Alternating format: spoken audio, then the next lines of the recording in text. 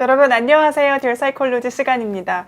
11월, 12월 올 겨울에는 노년심리학자 중앙대학교 심리학과 김기현 교수님과 함께하고 있습니다. 교수님 어서 오세요. 네, 안녕하십니까? 네, 반갑습니다. 반갑습니다. 오늘도 굉장히 흥미로운 이야기를 해주신다고 하는데요. 100세 시대잖아요. 근데 이 네. 100세 시대의 일상을 도대체 어떻게 채워나가야 될까 고민도 많이 되실 것 같거든요. 근데 이 일상을 유쾌하게 채울 수 있는 방법으로 3가지 습관을 제안을 해주신다고 합니다. 네. 기대가 됩니다. 그래서 심리학에서 딱 제안하는 그런 습관, 이거는 가져가면 좋겠다 하는 게 있다는 거네요.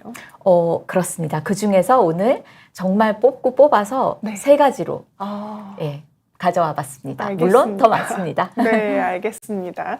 제가 살짝 교수님께서 주신 주제를 가지고 느꼈던 점은 이렇게 노년기에도 우리가 어떤 삶의 습관을 가지고 이어나간다는 게 굉장히 멋진 일이다. 보시듯이 정말 그 줄리아 호킨스라는 이 100세 넘으신 여성분이세요.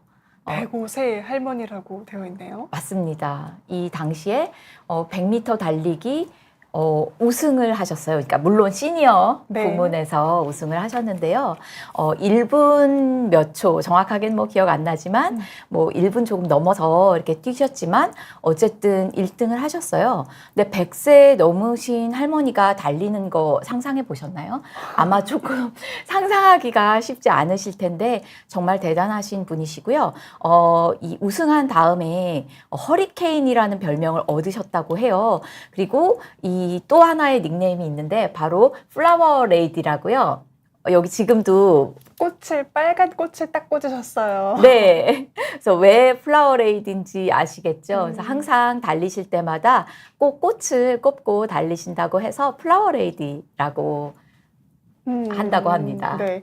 이게 너무 대단하시니까 기자들이 허리케인이다 이렇게 기사를 썼는데 그걸 보시고 나는 허리케인 말고 플라워 레이디 하고 싶다 하면서 얘기를 하셨다는 것조차 너무 귀엽더라고요. 맞습니다. 정말 귀여우시고 참 여러 분들의 을 하셨다고 하네요.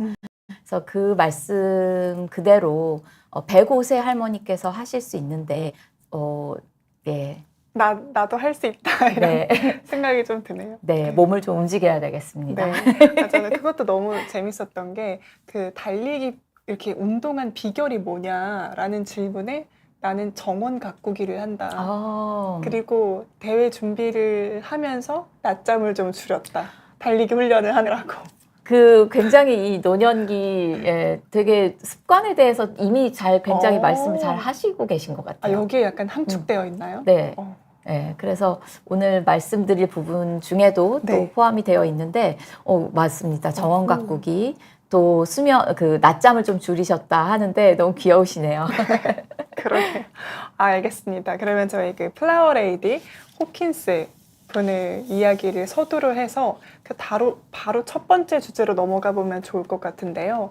첫 번째 주제가 몸짱 습관이에요. 네. 교수님, 몸짱이 네, 되어야 한다는 건가요? 네, 꼭 아이는 정말 숫자에 불과한 그런 또 다른 예가 있는데 근력 운동의 좀 중요성을 말씀을 드리고 싶어서 몸짱 시니어에 대해서 좀 한번 얘기를 나눠보면 어떨까 첫 번째 꼭지로 가져와 봤습니다. 네. 좋은 운동 습관.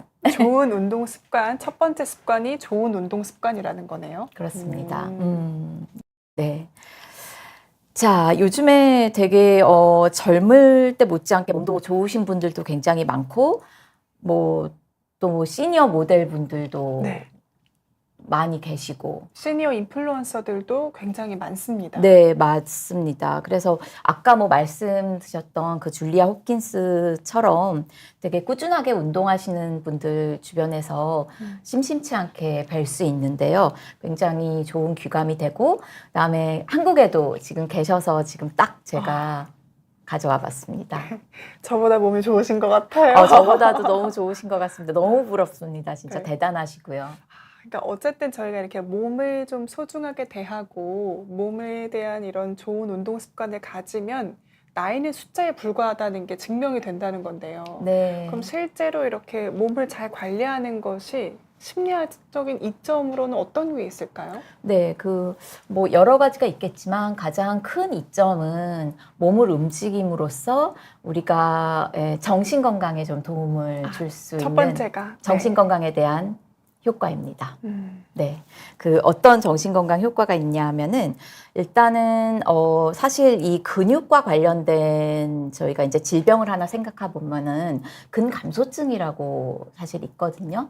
그래서 이제 이 근감소증은 말 그대로 근육이 빠지는 그런 질환이에요, 사실. 최근에 이제 질병 코드까지도 나온 그런 질환인데, 이 근감소증과 뭐 인지기능과의 관계, 근감소증과 정신건강과의 관계는 조금 많이 나와 있는데, 그 근감소증과 조금 관련해서 생각을 해보면, 근감소증이 있는 사람과 없는 사람을 나눠서 우울증 위험을 좀 비교를 해봤더니, 근감소증이 있으면 없는 사람에 비해서 우울증 위험이 2배 정도나 더 높다고 그런 연구 결과가 2023년도 우리나라 자료를 사용한 그런 결과가 하나가 있습니다. 근감소증이 있는 사람들이 없는 사람에 비해서 우울증 위험도가 2배가 높다. 그렇습니다. 그래서 일단은 그래서 그렇게 하나 정신건강과의 연관성을 저희가 알고 있고요. 또 하나는 저희가 이제 자살 사고나 우울감과도 이제 관련이 된 건데, 근감소증의 척도 중에 하나가 저희가 이제 악력이거든요. 얼마나 이렇게 꽉꽉 쥐는 쥘 힘이요. 수 있는, 혹시 악력이 좋으신지 모르시겠습니다. 근데 저는 악력이 점점 좀 좋아지지 않는 것 같아서 이렇게 조금 일부러라도 이렇게 악력기로 조금 하거든요. 생각이 날 때마다. 자주는 못하지만. 근데 이제 이 악력과 자살 사고 위험이 좀 관련이 있고요. 그다음에 악력과 우울감과 관련이 있습니다. 즉 어떤 거냐면은 이 반비례하는 건데요. 악력이 높을수록 자살 사고의 위험이 줄어들고 우울감 위험이 줄어든다는 얘기입니다. 반대로 얘기하면은 악력이 낮으면은, 악력이 좋지 않으면 우울감과 자살 사고 위험이 증가한다는 그런 말이 되겠죠. 그러니까 근육을 갖는다는 게 그냥 단순하게 신체 건강뿐만이 아니라 어떤 마음의 건강까지도 이어진다라고 이해를 해봐야 되겠네요. 네, 그렇습니다. 배제크님께서 근육 부자가 건강한 노년을 보내는데 전 근감소증이라 걱정됩니다라고 하셨어요. 근데 뭐 걱정하실 필요 없으시고 지금이라도 당장 실행에 옮기시는 게 좀 중요할 것 같습니다. 그러니까 이렇게 얘기를 듣고 또 귀여운 아까 그 홉킨스 할머니님도 뵙고 또 임종석 씨도 뵈면서 조금 이렇게 동기부여도 받고 하면 운동을 하게 되는 계기도 되는 것 같습니다. 네, 맞습니다. 그래서 정말 10분이라도 걷기, 10분이라도, 뭐 정말 한 5번만, 10번이라도 악력기 한번 움직여보기, 그 다음에 스쿼트 해보기 등등의 방법들이 조금 쉽게 한번 적용해 볼 수 있는, 실생활에 적용해 볼 수 있는 팁일 것 같습니다. 네. 그 또 어떤 영향들이 있을까요? 몸짱이 되는 것의 이점 어떤 게 있을까요? 그런 이제 또 인지 기능에 도움이 되는 연구들이 또 있거든요. 우리가 인지 기능 하면은 보통 생각하는 것이 알츠하이머병, 치매 이런 거잖아요. 그래서 이제 높은 근육량을 가지고 있으면 알츠하이머병 물질인 베타 아밀로이드라는 단백질 물질이 있어요. 그 단백질 축적을 억제를 하고, 그다음에 또 높은 근육은 그런 백색질의 변성을 막아서 뇌 위가 위축되거나 그다음에 인지기능 저하를 또 방지하는 효과가 있다고 합니다.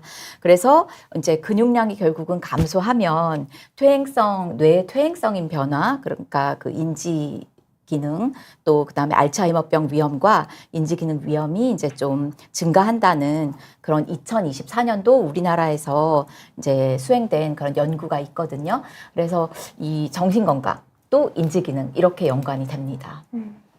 정신건강과 인지기능도 연관이 있다. 알겠습니다. 네. 또 다른 이점도 있나요? 다른 이점은 뭐 많은데요. 일단은 저희도 한번 뭐 이렇게 약간 근육이 좀 발달을 하다 보면은 걸을 때 훨씬 더 수월하게 되고 더 많이 걷고 싶고 약간 그런 이점도 있습니다. 일상생활의 이점이네요. 네. 알겠습니다. 그러니까 정리를 해보자면 근육이 있다는 거, 그러니까 좋은 운동 습관을 통해서 근력을 기르고 근육을 기른다는 게 우리 인지 기능과 그리고 정신 건강에 영향을 준다. 긍정적인 영향을 준다. 네, 그렇습니다. 그리고 또 아까 뭐 잠깐 물어보셨지만 뭐 낙상의 위험을 조금 감소시킬 수 있으니 굉장히 도움이 되는 좋은 습관인데요. 이 근육이 있으면 낙상 위험이 훨씬 줄어들고, 그래서 사실 근육 빠지는 게 가장 무서운 게 낙상의 위험이 증가하고 골절 위험이 증가하는 거거든요. 근데 그런 위험으로부터 조금 이렇게 멀어질 수 있다는 큰 장점이 있는 거죠. 알겠습니다. 그럼 교수님은 그러면 어떤 운동 습관을 가지고 계신가요? 저는 등산이 사실은 취미예요. 그래서 맞네요. 저 제가 까먹고 있었네요.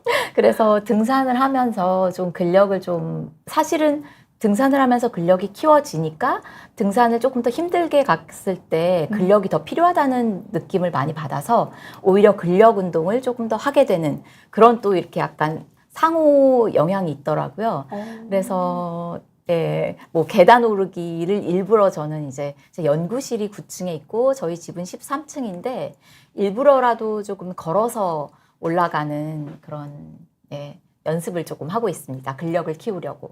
좋아하는 운동이 일단 있으니까 그 네. 좋아하는 운동을 나이 들어서도 계속 하기 위해서 노력하신다는 거네요. 네, 그러면 정말 좋을 것 같습니다. 제가 진짜 앞으로 멀리 보고 조금씩 더 근력을 조금 붙여 나가고자 그렇게 노력하고 있는 것입니다. 알겠습니다. 네, 유니님께서 오늘부터 필라테스 클래스 가신다고 하는데요.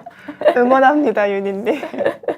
네, 그래서 뭐 여러 지금 시청자분들께서 근감소증 하니까 딱 이렇게 귀에 꽂히시는 것 같은데 이러한 여러 가지 이점도 있고 또 그래서 이제 근감소증에 좋은 운동이 아까 뭐 제가 말씀드렸던 뭐 몇 가지 뭐 이렇게 계단 오르기도 있고 그다음에 맨손 체조도 사실 있습니다. 그러니까 맨손 체조 중에서도 이렇게 밴드 이렇게 하는 거 그다음에 턱걸이 팔굽혀펴기 뭐 이런 것도 있고 탄력 밴드 운동 그런 것도 있고 스쿼트가 되게 좋다는 말씀을 많이 들었을 텐데 이 근력 운동 중에 하나거든요. 그래서 스쿼트도 도움이 많이 된다.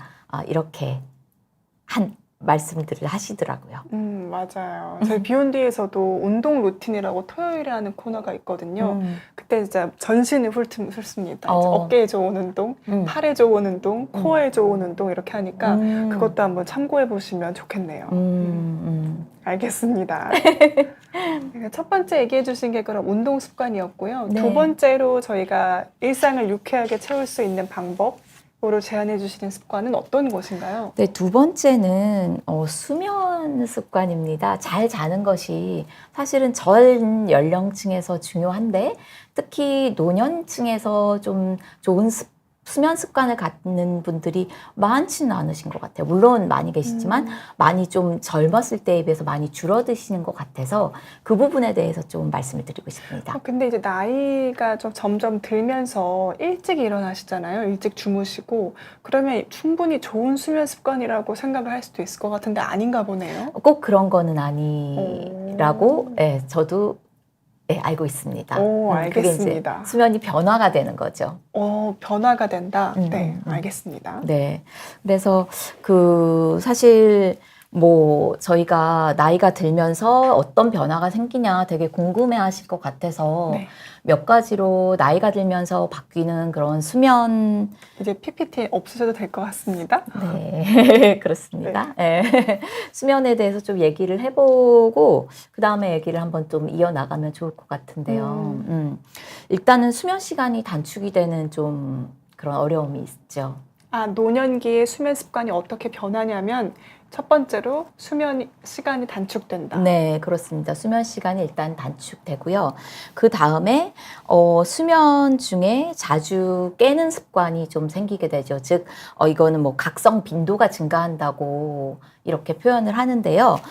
깊은 잠을 의미하는 서파 수면이 줄고, 그 다음에 관절염, 척추 질환이나 뭐 이런 이렇게 여러 가지 이런 질환들이 조금 생기면서 그런 통증이나 불편감 때문에 수면 중에 자주 깨는 좀 습관이 생기게 된다고 합니다. 그 다음에 또 수면의 질이 저하가 되고 이렇게 뭐 자주 깨거나 이러므로써 수면의 질이 저하가 되고 그 다음에 멜라토닌 분비가 줄어들게 되고 사실 이 멜라토닌이라는 거는 수면 호르몬이잖아요. 근데 이제 이 멜라토닌 분비가 감소를 하게 되면서 일찍 자고 일찍 깨는 현상이 사실 이제 새롭게 생기게 되는 것이죠. 저희 어르신들 보면은 저희보다 훨씬 이제 젊었을 때에 비해서 훨씬 더 일찍 자고 일찍 깨는 습관 많이들 생기셨다 이렇게들 말씀하시잖아요. 이제 바로 그것이 멜라토닌 분비가 감소되는 것과 연관이 되는 거고요. 그 다음에 이제 생체식의 일주기 리듬이 짧아져서 일찍 자고 또 일찍 일어나는 그런 이제 패턴으로 이렇게 또 변하게 되는 거고.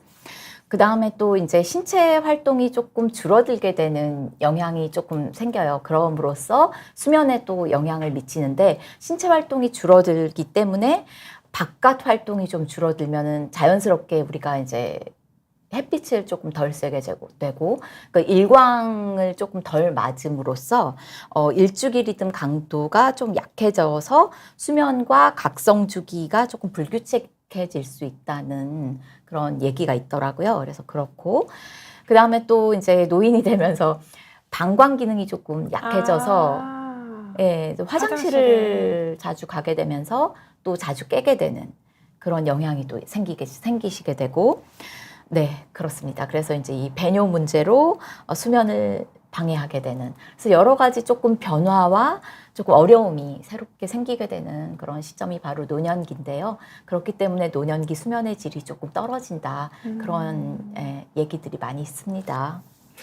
근데 수면의 질이 조금 떨어지면 아무래도 좀 일상을 유쾌하게 살기에는 어려울 것 같은데, 네. 어떤 영향들이 있을까요? 일상을 어렵게 이렇게 살게 되면서 일단은 조금 그 잠을 잘 못 자게 되면은 우리가 엄청 피곤하게 되잖아요. 맞아요. 피곤해요. 네.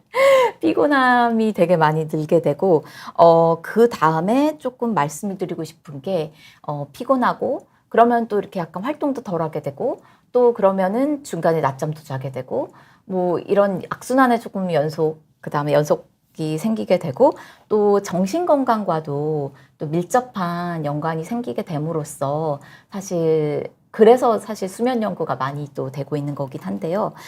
수면과 우울증, 뭐 수면과 조울증, 수면과 불안, 수면과 치매, 뭐 약간 이러한 여러 가지 변화들이 좀 생기게 되고요. 영향이 있게 되고요. 일단은 우울증과 관련해서 우리가 얘기를 해보면은, 우울장애 환자들 중에서 사실 수면과 관련된 문제를 겪고 있는 분들이 90% 정도라고 합니다. 그러니까 잠을 엄청 못 자거나 혹은 잠을 굉장히 많이 자게 되거나 그러니까 과수면도 사실 좀 영향이 있고요. 그래서 우울 장애에서 수면 문제가 생기게 됐을 때 자살 사고랑 또 자살 시도와도 또 연관이 되어 있기 때문에 또 치료에 대한 또 느린 반응 그 다음에 또 잦은 재발과도 또 연관이 되어 있기 때문에 수면과 우울증이 또 굉장히 큰 문제가 되는 거죠. 근데 그래서 이제 우울증이 있는 경우에 수면 문제를 좀 해결을 하는 것이 굉장히 도움이 많이 되죠. 그래서 어쨌든 수면과 우울증에 좀 연관이 있죠. 첫 번째로는. 네. 그러니까 노년기 정리를 해보자면 노년기에 저희가 좀 패턴이 바뀌면서 수면 습관이나 이런 것들이 바뀔 수밖에 없는 상황이 되는데 그런 것들을 잘 적응하지 못하면은 정신 건강에도 영향이 있을 수 있다 하면서 얘기해 주신 게 우울증인 거네요. 네, 맞습니다. 그리고 또 우리가 또 생각해 봤을 때 노년기 하면은 뭐 그 치매에 대해서 걱정이 많으시죠? 걱정이 굉장히 많으시잖아요. 네, 저도 걱정이 있습니다. 아, 그러세요?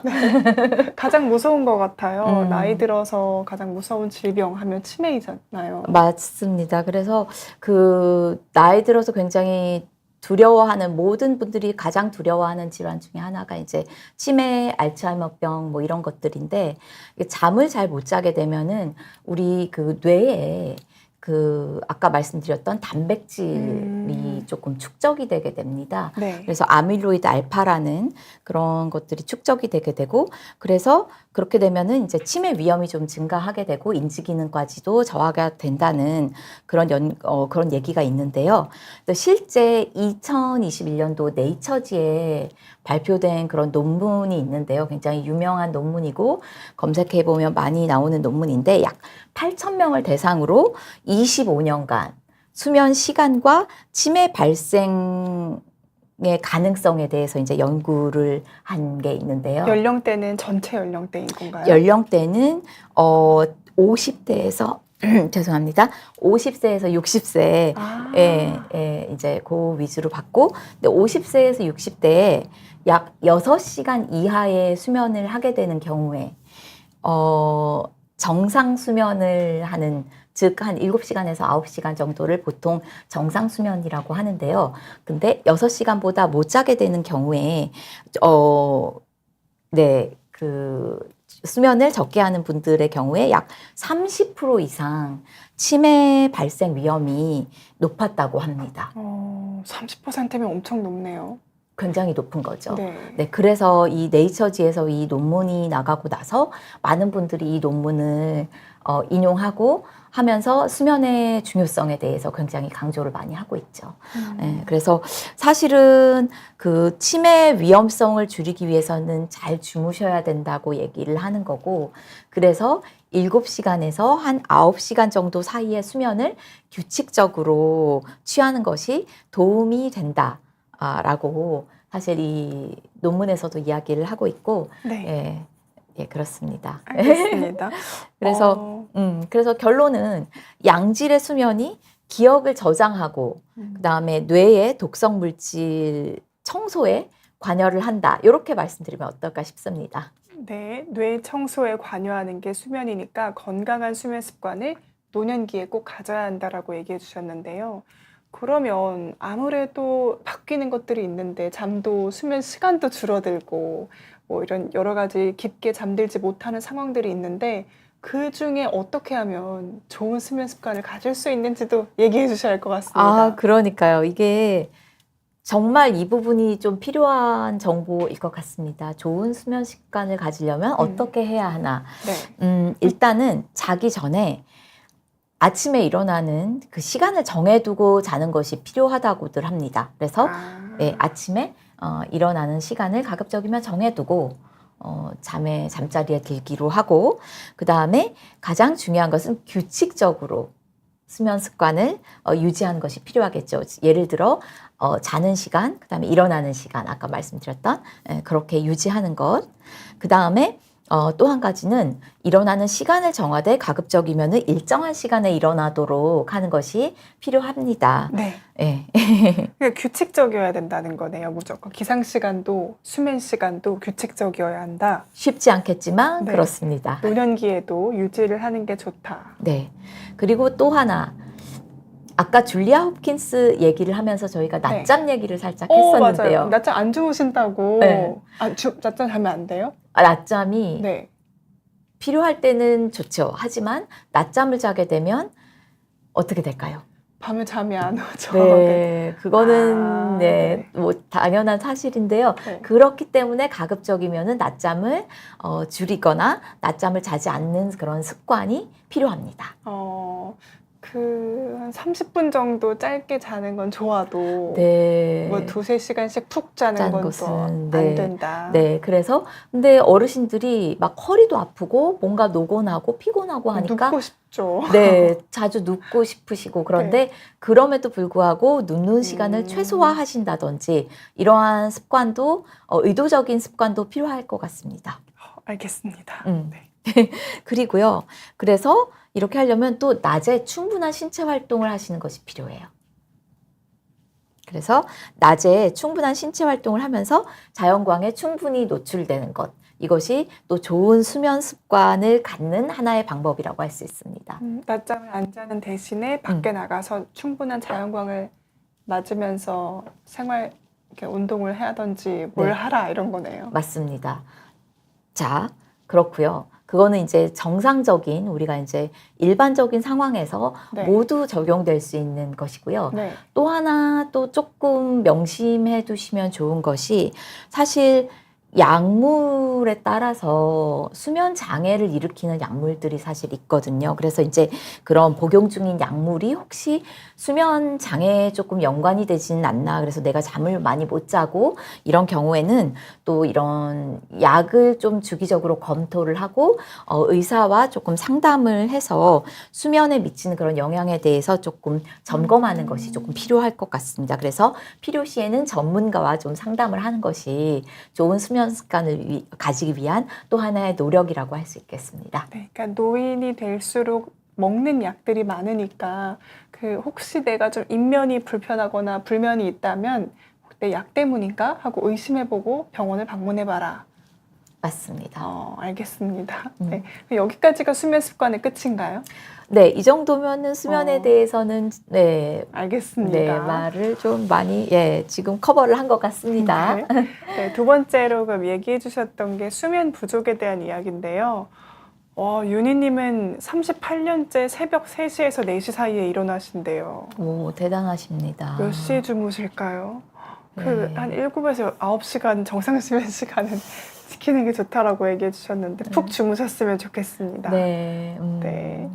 알겠습니다. 두 번째로 얘기해 주셨던 수면 습관이고 세 번째 그 요리 습관에 대해서 얘기해 주신다고 들었는데요. 네, 이거 화면을 또 잠깐 네. 띄울 수 있을까요, 저희가? 이거 띄우면 될까요? 네, 바로 네. 다음 거 띄워주시면 되겠습니다. 네, 잠깐 그 앞에 거를 띄우죠. 네. 네, 요리랑 관련된 네. 거 띄워놓고 얘기해도 될 것 같은데요. 맞습니다. 요리에 네. 대해서. 여기 쿠킹 앤 웰비잉의 관계라고 되어 있긴 하네요. 네, 맞습니다. 이게 네이처지에 2024년도 2월 달에 나왔던 그 잡지에 되게 최근에 나온. 네. 네, 그래서 저도 좀 신기해서 사실 이 주제를 잡기는 한 거거든요. 네. 그리고 요리, 그 다음에 또 먹는 거 모두 다 즐겨 하시고 또 취미로 갖고 계신 분들도 많으시고 그러시는 것 최근에 같아서. 흑백 요리사도 엄청 유행했고요. 저도 너무 재미있게 봤습니다. 보셨나요? 넷플릭스에 봤습니다. 다 봤습니다. 네. 그 대화가 조금 안 돼서 저도 막 찾아서 이렇게 부랴부랴 봤는데요. 이렇게 그 유행어도 또 탄생했던 맞아요. 그런 네. 너무 재밌게 봤거든요. 고기가 이분하게 익지 않았습니다. 이것도 있잖아요. 그 말이 그 말을 하도 많이 들어서 도대체 어디에서 나오는 건지 궁금해서 제가 찾아본 교수님, 거거든요. 그 연구실에서 학생들이 그런 얘기 많이 하겠네요. 주변에서도 네. 그렇고 그래서 좀 알아들어야 될 것 같아서 봤습니다. 이제 정확하게 알아듣고 있습니다. 네. 그런데 어쨌든 이렇게 인기를 끌고 있는 요리가 또 나이 들어서 일상을 유쾌하게 채울 수 있는 방법으로도 얘기할 수 있다는 거네요. 네, 그러니까 요리를 하는 것 자체가 심리학적으로 이점이 있다. 이점이 있다라고 생각하고 합니다. 네, 어떤 내용인지 궁금합니다. 네, 일단은 사실은 요리하는 빈도가 되게 이렇게 자주 요리하는 분들이 더 오래 산다는 대만 연구가 있습니다. 그러니까 요리를 더 자주 많이 하는 분들이 장수한다. 네. 오. 사실 장수랑 노년 심리학에서는 어떠한 것의 이점이 장수랑 연관된다 했을 때는 사실 모든 것이 조금 되게 뭔가 중요하게 더 와닿는 것 같아요. 많이 와닿습니다. 너무 많이 와닿죠. 그래서 저도 사실 이 연구 결과를 전에 한번 보면서 이렇게 요리랑 관련 지어서 한번 이야기를 드릴 수 있는 기회에 좀 소개시켜드리면 좋겠다는 생각을 했었거든요. 네. 네, 그래서 굉장히 요리하는 빈도에 대해서 한번 다시 생각을 해보게 되는 시간인데요. 요리 자주 하시는지 모르겠습니다, 우리 최 PD님. 저요? 교수님 자주 하시나요? 저는 자주 합니다. 하려고 노력합니다. 전 아직 미혼이라. 아, 예, 충분히 이해합니다. 예, 근데 이 요리라는 것이 사실 생존과 굉장히 연관이 많이 되어 있어서 우리가 뭐 취미나 뭐 이런 것보다는 또 나의 그냥 정말 의식주 해결, 그렇죠. 주식 해결을 위해서 한다고 생각하는 분들이 많고 사실 그렇기 때문에 뭔가 이거 의무적으로 해야 하는 활동이라고 생각했을 때는 스트레스로 다가오는 경우도 있거든요. 근데 그거를 스트레스를 넘어서서 이게 뭔가 내가 즐길 수 있는 활동이라고 생각하면은 조금 접근하는 방법이 다를 것 같아요. 그래서 제가 이제 조금 생각해 본 그 요리하기의 이점 중에 하나는 예, 창의성이거든요. 네. 요리를 할 때 창의성이 굉장히 증진이 된다는 얘기가 있습니다. 그래서 노인들이 요리를 할 때 이 메뉴를 생각하게 되고 또 꼭 메뉴를 생각하는 것뿐만이 아니라 레시피를 따라하고 이럴 때 이 뭔가 크리에이티버티, 즉 창의성이 조금 증진할 수 있다는 건데요. 그럼으로써 또 요리를 하면서 얻는 성취감 또한 있거든요. 그래서 레시피를 찾아서 보고 이거를 따라하면서 내가 실제로 요리를 하면서 뭔가를 이루어냈다고 하는 그런 성취감이 증진된다는 그런 점도 있고, 또한 자존감도 증진이 된다고 합니다. 그리고, 이거는 이제 요리가 취미일 때 스트레스를 해소하는 그런 큰 효과가 있다고 합니다.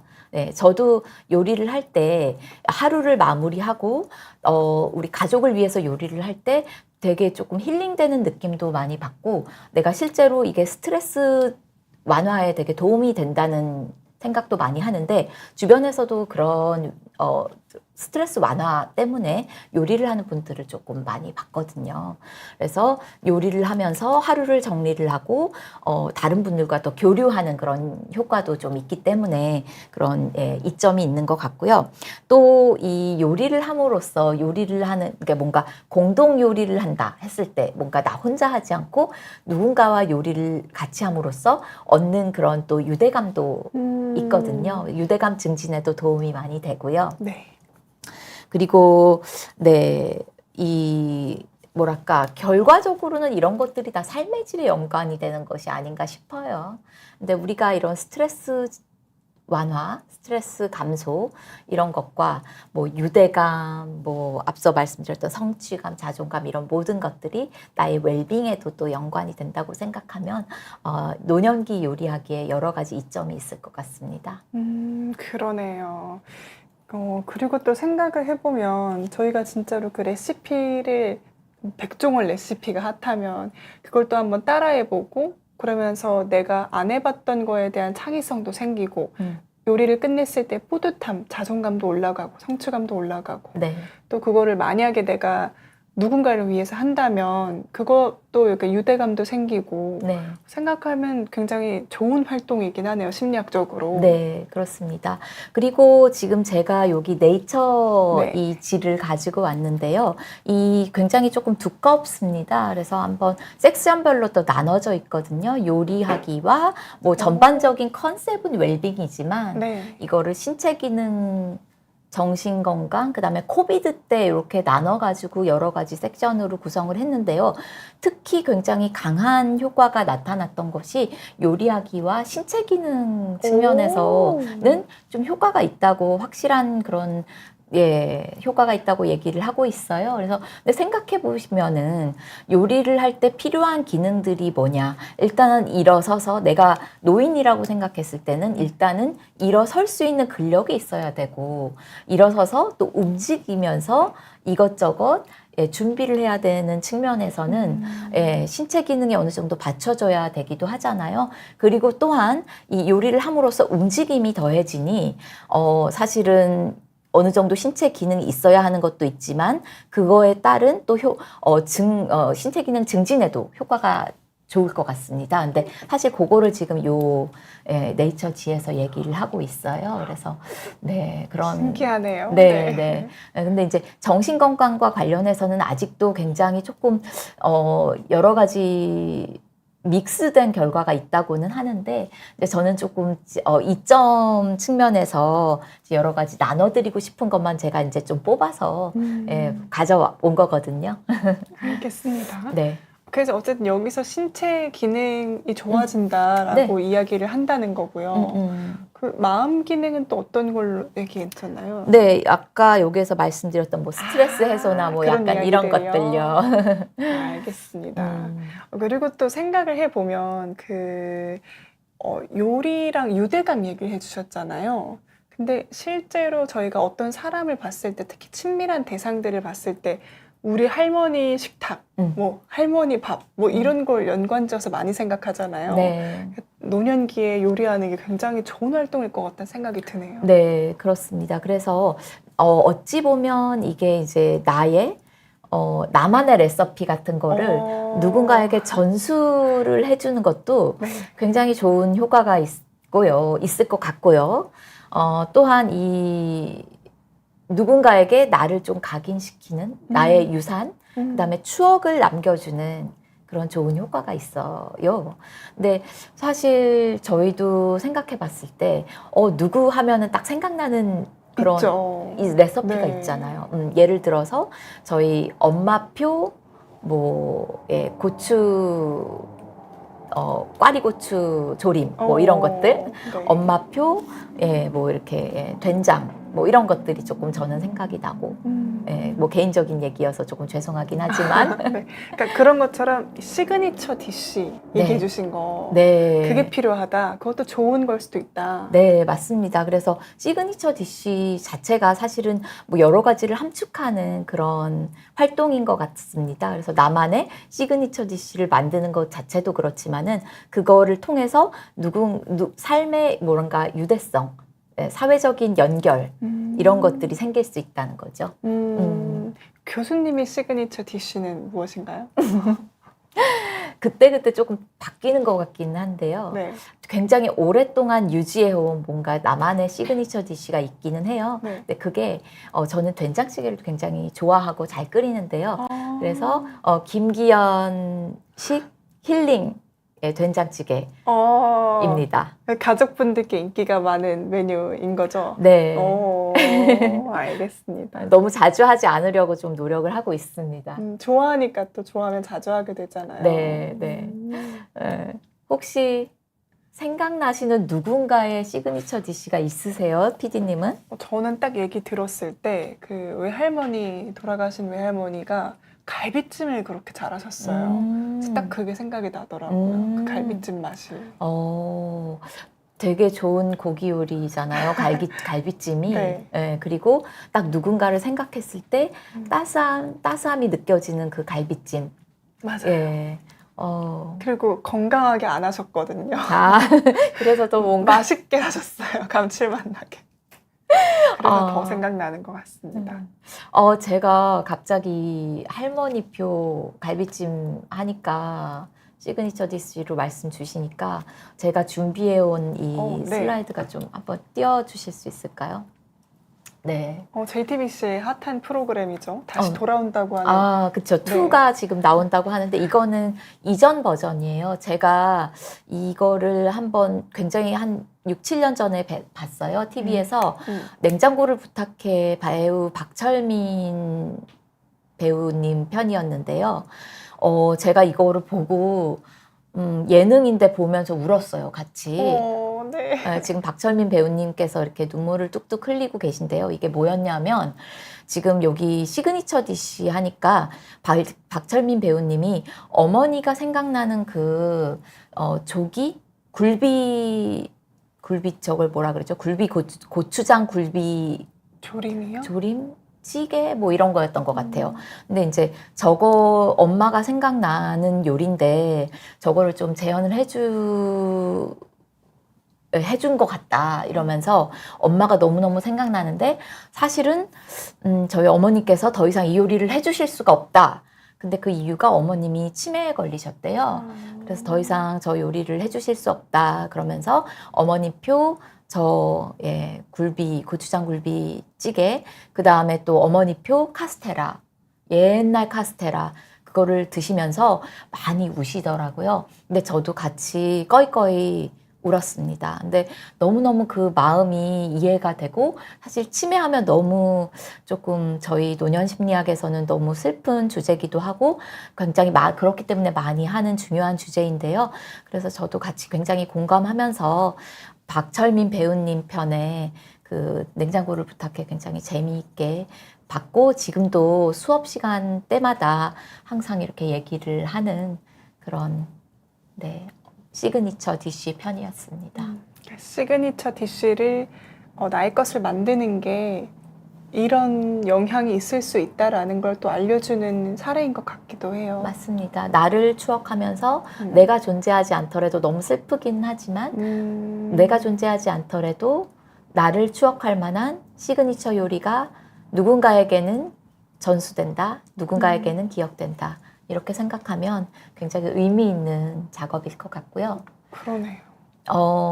사실 요리라는 것이 아까도 말씀드렸지만 조금 건강하고 그래야 조금 할 수 있는 활동이기는 해요. 여러 가지 수반되는 뭐 인지적인 것도 들어가고 신체적인 것, 그다음에 뭐 여러 가지 이제 계획하는 것도 들어가기 때문에 여러 가지 활동이 수반되는 활동인데, 그런 측면에서 시그니처 디쉬를 뭔가 남길 수 있다면 너무 나의 유산으로 남아할 수 있어서 너무 좋을 것 같고, 또 따뜻해지는 그런 얘기이지 않을까요? 네, 그러네요. 요리를 처음에 저희가 그 습관으로 제시해 주셨을 때는 요리가 어떻게 좋은 그게 있을까? 이렇게 생각을 했거든요. 근데 그냥 그 하는 행위 자체에서 신체적으로든 정신적으로든 우리에게도 좋은 점이 있었고, 또 나만의 시그니처 디쉬를 이렇게 만들고 계속 한다는 게 다른 사람들이 나를 유대할 수 있게끔 혹은 추억할 수 있게끔 해준다는 게 신기합니다. 네. 그래서 그 저희 복지관 프로그램 중에 할머니, 할아버지와 뭔가 같이 하는 할머니, 그런, 예, 나만, 뭐, 시그니처 디쉬를 만드는 그런 프로그램이 아마 어디서 언젠가는 본 것 같습니다. 그래서 그런 거를 하나 또 이렇게 여러 복지관에서 만드셔도 좋을 것 같고요. 그냥 시그니처 디쉬를 만드는 것뿐만이 아니라 이제 시그니처 디쉬를 만들어서 그거를 이야기를 만드는 거죠. 왜 이것이 나의 시그니처 디쉬이며 이것이 어떤 효과가 있으며 나에게 어떤 의미인지. 그래서 삶의 목적, 삶의 의미까지도 연관이 되는 굉장히 좋은 활동으로 남을 수 있으니 좀 복지관에서 좀 이용해 주셨으면 좋겠습니다. 네, 너무너무 의미가 있는 것 같습니다. 윤희님은 김치찜 잘하신다고, 먹고 싶습니다. 소주를 부르는 맛이라고 칭찬받으셨다고 하네요. 네, 배제크님 남편은 경상도라서 짜고 맵게 드신다고 또 이렇게 해주시고 하면 좋죠. 네, 알겠습니다. 저희 그러면 이렇게 일상을 좀 노년기에도 건강하고 유쾌하게 채우는 3가지 습관에 대해서 이야기를 해봤는데요. 운동 습관, 수면 습관, 그리고 요리 습관 3가지 얘기해봤습니다. 네. 네, 그럼 이제 마지막으로 좀 질문 주신 것들 몇 개만 하고 마무리를 해보면 어떨까 하는데요. 좋습니다. 먼저 용알님께서 마음이 편안해지는 방법, 잠 잘 자는 방법이 있을까요? 라고 질문 남기셨어요. 항상 고민인 것 같습니다. 잘 자는 방법. 저도 잠 잘 못 자는 경우도 있고 또 두 번이나 질문 남기셨네요. 그러셨어요? 용알님께서. 네. 잠 잘 자는 방법. 네. 일단 아까 말씀드렸던 것과 조금 중첩이 될 것 같은데요. 일단 낮잠을 좀 줄이시고 규칙적인 생활 습관을 가지실 수 있도록 노력을 하고, 가급적이면은 자는 시간과 아침에 일어나는 시간을 규칙적으로 유지를 좀 하시는 것이 필요할 것 같고요. 그 다음에 스트레스 이완이 되게 잠 잘 자는 것과 연관이 많이 되거든요. 그래서 스트레스를 조금 덜 받을 수 있도록 하는 그런 조금 큰 측면에서는 하루를 지낼 때 가급적이면 스트레스를 받지 않는 그런 습관을 들이도록 하면은 조금 잠을 더 잘 자는데 도움을 잠이 더 잘 오는데 도움을 받을 수 있을 것 같고요. 그 다음에 또 잠 잘 오는 차 같은 것도 있더라고요. 저도 예전에 잠이 하나도 안 올 때는 좀 그런 것도 먹어보기도 하고 그랬는데 막 엄청 뭐랄까, 엄청난 큰 효과라기보다는 그냥 좀 심리적인 것 같긴 했어요. 그래서 먹으면 좀 더 이렇게 뭔가 잠이 잘 오는 듯한 그런 느낌? 그리고 또 뭐 꿀을 타서 우유에다가 좀 꿀을 타서 먹으면 잠이 또 잘 오는 효과가 있다고 해서 저도 그런 것도 해보고는 했는데, 그때그때마다 조금 잠 잘 드는 방법은 조금 다른 것 같긴 한데요. 일단 그런 규칙적인 방법들이 조금 우선이 될 것 같습니다. 네. 실용적으로는 그런 방법들을 좀 제시해 볼 수 있겠고, 또 이제 저희가 마음이 편안해야 잠이 잘 오잖아요. 그러니까 스트레스 관리를 잘 하는 것도 중요할 것 같습니다. PD님은 어떻게 잠 잘 오시나요? 저도 못 잘 땐 되게 못 자는 것 같아요. 특히 입면이 되게 올 때가 있는 것 같더라고요. 저도 그럴 때가 있더라고요. 그러니까 특히 뭔가 굉장히 머릿속에서 많은 것들이 생각이 많을 때요. 네, 그럴 때 좀 입면이 되게 힘들더라고요. 왜 또 어쩔 수 없는 것 같아요. 그럴 때는 그냥 오늘은 자기 글렀다 이러고. 맞아요. 그래서 저는 조금 가급적인 물을 좀 좋아하는데, 물을 지금 여기다가 놓고 하기도 하는데, 물을 좀 잘 마시는 편이에요. 근데 잠에서 깨면 수면의 질에 영향을 미치니까 가급적이면은 자기 전 한 1시간, 2시간 전에는 물을 많이 마시지 않으려고 의도적으로 조금 노력을 하기는 하거든요. 그거는 저의 이제 좀 방법이고요. 저는 워낙에 물을 좀 많이 마시는 편이어서요. 근데 이제 또 여러 시청자님들마다 또 방법이 다를 것 같고 습관이 다르니까요. 그래서 조금 잠 잘 깨지 않게 하는 방법도 하나의 좀 방법이 될 수 있을 것 같습니다. 그러니까 내가 한번 잘 생각을 해보면서 나한테 맞는 방법을 해봐야겠네요. 네. 네, 알겠습니다. 네, 그러면 저희 마지막으로 마무리하면서 그림자 귀신과 행복 TV님이 주신 질문으로 던져보면 어떨까 하는데요. 네. 교수님은 어떤 노년을 꿈꾸시나요? 네, 노년을 꿈꾼다. 참 어떤 분들은 내가 삶의 질이 어떤 어르신들하고 대화를 하다 보면 내가 삶의 질이 어딨어? 그냥 눈 뜨니까 사는 거지. 이렇게 말씀하시는 분들이 많이 계세요. 실제보다. 근데 좀 아침에 일어나면서 또 일어났네? 또 하루가 시작됐네? 이런 노년기보다는 오늘은 이렇게 활기차게 보내야 되겠다 하면서 조금 그런 것들이 제가 의미를 가질 수 있는 활동들로 채워지는 하루면 좋겠다. 이렇게 하면서 시작을 하는 그런 소박한 하루를 가진 그런 노인이 되면 좋겠다. 그러면서 그런 꿈을 꾸고 있습니다. 소박한 꿈이긴 하지만 또 되게 그게 큰 꿈이기도 한 것 같아요. 그래서 그런 노년을 좀 꿈꾸고 있고요. 노년기에도 여전히 내가 하고 싶어 하는 일, 내가 의미 있어 하는 일들로 채워진 하루를 보내는 그런 노년의 삶을 살고 싶습니다. 알겠습니다. 네, 소박하지만 어려운 꿈이라고 또 얘기를 해주신 게 마음에 와닿네요. 소박한 게 가장 어려운 것 같기도 해요. 맞습니다. 네, 알겠습니다. 그러면 오늘 라이브는 여기서 마무리를 하도록 하겠습니다. 네, 마무리하도록 하겠습니다. 다음 주 월요일 밤 10시에 또 찾아뵙겠습니다. 시청해주셔서 고맙습니다. 네, 감사합니다.